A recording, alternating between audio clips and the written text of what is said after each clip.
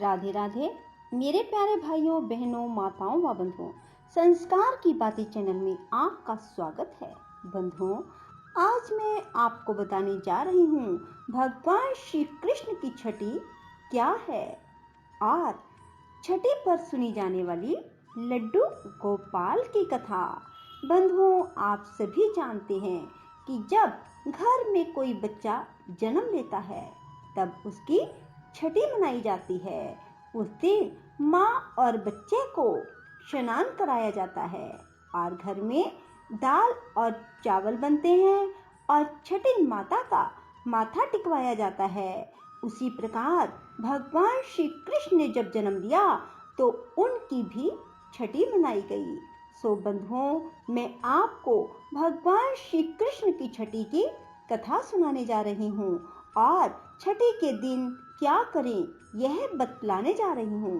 बंधुओं, यदि आपने हमारे YouTube चैनल संस्कार की बातें अब तक सब्सक्राइब नहीं किया तो जरूर करें और बेल आइकन दबाना ना भूलें। बंधुओं, जन्माष्टमी के छठे दिन कन्हैया जी की छठी मनाई जाती है। इस दिन भक्तजन विधि विधान से भगवान को स्नान करवाते हैं और फिर उन्हें पीले रंग के वस्त्र पहनाए जाते हैं। माखन मिश्री का भोग लगाया जाता है और साथ ही कड़ी चावल बनाकर उसका भोग लगाया जाता है। बंधुओं, कन्हैया की छठी की कथा क्या है अब मैं आपको वह बताने जा रही हूँ और साथ ही बतलाऊंगी कि छठी कैसे मनाई जाती है। लड्डू गोपाल को पंचामृत से स्नान करवाया जाता है। पंचामृत दूध, दही, घी, शहद और देसी खांड मिलाकर बनाया जाता है। पहले इसमें थोड़ा सा गंगा जल डाला जाता है। बंधुओं, इससे कान्हा जी को स्नान करवाएं। इसके बाद शंख में गंगा जल डालकर कान्हा को फिर से स्नान कराएं। इसके बाद श्री कृष्ण को पीले रंग के वस्त्र पहनाएं और उनका श्रृंगार करें।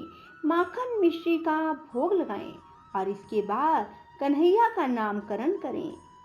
कन्हैया के इतने नाम हैं, उनमें से किसी भी एक नाम जैसे कि माधव, कृष्ण, नंदलाला, देवकी नंदन, लड्डू गोपाल, कान्हा, इनमें से किसी एक भी नाम को चुन लें और उसी नाम से अपने कन्हैया को बुलाएं। इसके बाद कन्हैया के चरणों में घर की चाबी सौंप दे। इसके बाद लड्डू गोपाल की कथा को सुने। कहा जाता है ऐसा करने से कन्हैया की कृपा हमेशा आप पर बनी रहेगी, साथ ही आपके घर में सुख समृद्धि धन वैभव की वृद्धि होगी। छठी के दिन कड़ी चावल जरूर बनाएं। लड्डू गोपाल की कथा। बोलो लड्डू गोपाल की जय, बाल गोपाल की जय, कन्हैया की जय। भगवान श्री कृष्ण के परम भगत कुंभन दास थे।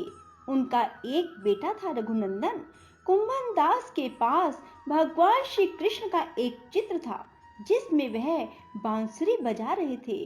कुंभन दास हमेशा उसकी पूजा में लीन रहते। वह अपने प्रभु को कभी भी कहीं छोड़कर नहीं जाते थे। एक बार कुंभन दास के लिए वृंदावन से भागवत कथा के लिए बुलावा आया। पहले तो कुंभन दास ने उस भागवत में जाने से मना कर दिया, परंतु लोगों के आग्रह करने पर वे जाने के लिए तैयार हो गए। उन्होंने सोचा पहले वे भगवान श्री कृष्ण की पूजा करेंगे, इसके बाद वह भागवत कथा करके अपने घर वापस लौट आएंगे। इस तरह से उनका पूजा का नियम भी नहीं टूटेगा। कुंभन दास ने अपने पुत्र को समझा दिया कि मैंने भगवान श्री कृष्ण के लिए भोग तैयार कर दिया है, तुम बस ठाकुर जी को भोग लगा देना। इतना कहकर वे वहां से चले गए। कुंभन दास के बेटे ने भोग की थाली ठाकुर जी के सामने रख दी और उनसे विनती की कि वह आए और भोग लगा ले। रघुनंदन मन ही मन सोच रहा था कि ठाकुर जी आएंगे और अपने हाथों से खाएंगे जैसे सभी मनुष्य खाते हैं। कुंभन दास के बेटे ने कई बार भगवान श्री कृष्ण से आकर खाने के लिए कहा, लेकिन भोजन को उसी प्रकार से देखकर वे निराश हो गए और रोने लगे।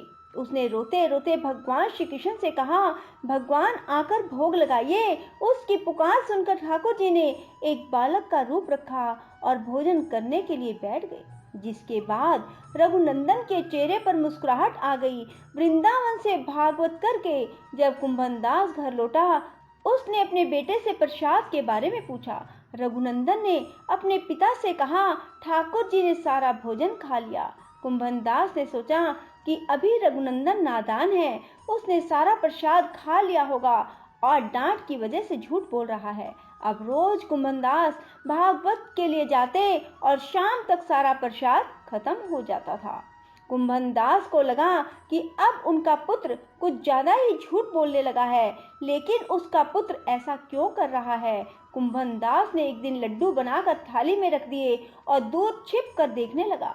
रघुनंदन ने उस दिन भी रोज की भांति ठाकुर जी को आवाज दी और ठाकुर जी एक बालक के वेश में कुंभनदास के बेटे के सामने आ गए। रघुनंदन ने ठाकुर जी से फिर से खाने के लिए आग्रह किया, जिसके बाद ठाकुर जी लड्डू खाने लगे। कुंभनदास जो दूर से इस घटना को देख रहे थे, तुरंत ही आकर ठाकुर जी के चरणों में गिर गए।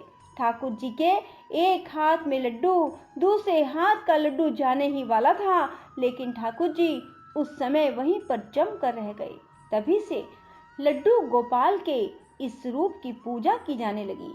छठी के दिन इस कथा का पाठ करने से, इस कथा का श्रवण करने से कन्हैया प्रसन्न हो जाते हैं और श्रद्धालुओं की सारी मनोकामनाएं पूरी करते हैं।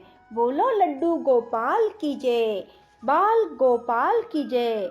राधे राधे, जय श्री कृष्णा। बंधुओं, यदि आपको हमारी ये कथा अच्छी लगे तो लाइक करने के साथ साथ शेयर जरूर करना, ताकि आपके रिश्तेदारों और मित्रों को भी इस कथा को सुनने का कुछ पुण्य प्राप्त हो सके। बंधुओं, यदि आपने अब तक हमारे YouTube चैनल संस्कार की बातें सब्सक्राइब नहीं किया तो जरूर करें और बेल आइकन दबाना ना भूलें। बोलो बाल गोपाल की जय हो।